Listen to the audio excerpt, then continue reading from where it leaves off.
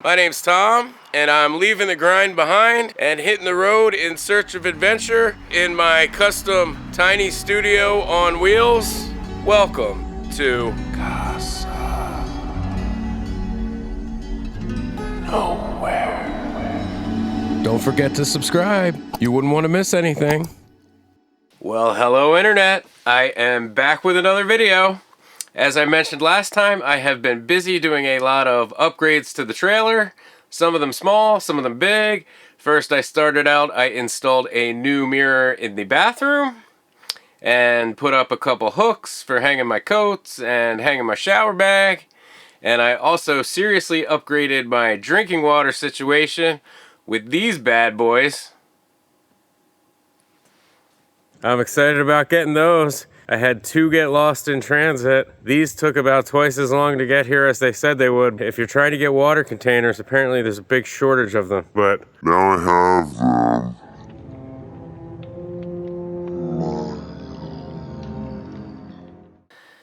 Yeah, turns out it wasn't that epic. Both of the local Walmarts had broken water filling stations. So I ended up having to go to this place. Price Chopper. Never heard of it, but it's only about 5 minutes further and it's a nice drive. I don't have to go through either of the towns, and they have a great selection, much better than the store I had been going to, and they had a lot of great deals. They had these New York strips on sale for $5.99 a pound, as well as good sales on all these other things. Getting 10 gallons of water in one trip is awesome. Unfortunately, I can't just sit around drinking water.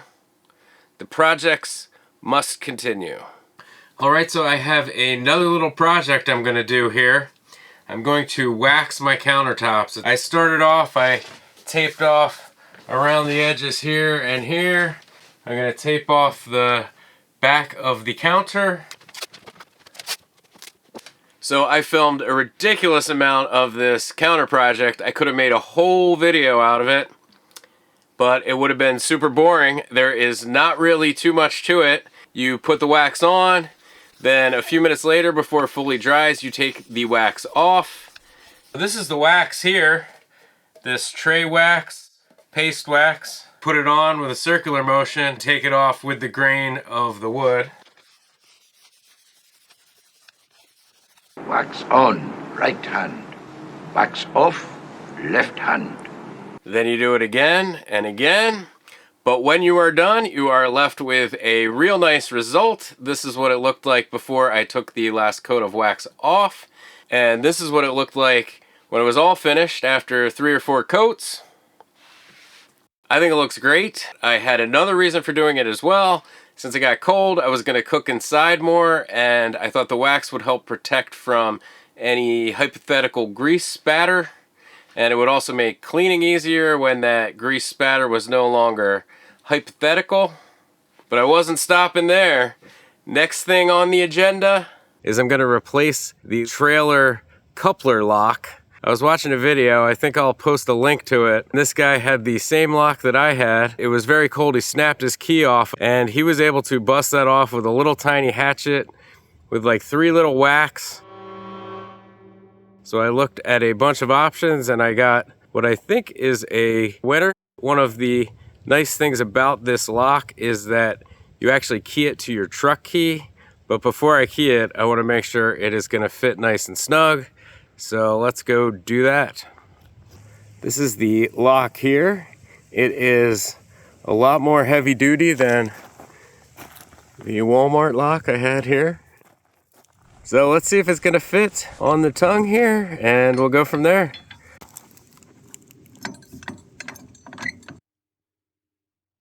All right, so it certainly looks like it is going to work. It looks like I could either put it up over the clip, or I could put it under the clip like I have been doing. I think I'm gonna start with it that way, but you guys let me know what you think I should do. Either way, I am going to go ahead and key this lock. You do have to be a little careful. You can only do this once, so cross your fingers. So I'm a little nervous about this. You have one chance to key this thing, but I'm gonna give it a shot. Insert the key. Do not pull up or down. Turn clockwise until it stops. Turn it and pull it. Pretty sweet though. Works with your truck key. One of the other great things about this lock is that you can also lock your safety chains with the same lock. This pin will go through the safety chains as well. So I'll show you how I hook that up.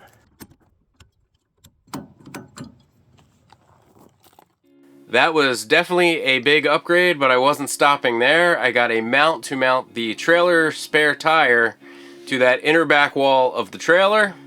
Right now I have the spare tire for the trailer in the back of the pickup. It would be better to get that spare tire out of there, and I got a kit so that I can mount it to the inside wall here. So I'm gonna go ahead and give that a shot.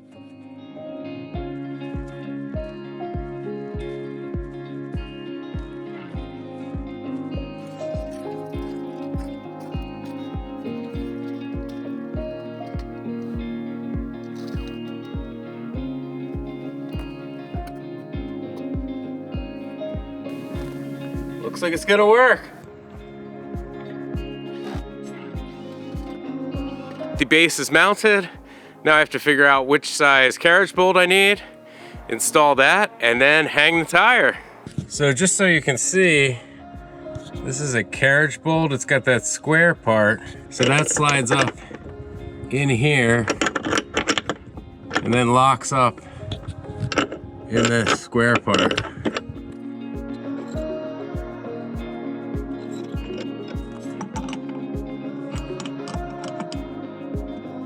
Yay, it fit, and I had just enough thread to tighten the non-slip nut down enough that it would catch on the plastic. So we should be good, and I really like how it looks, and it's certainly out of the way. So I'm gonna call that a super win. But I just kept going. I ordered a shelf for the front of the trailer. I felt like I needed a little bit more storage up here.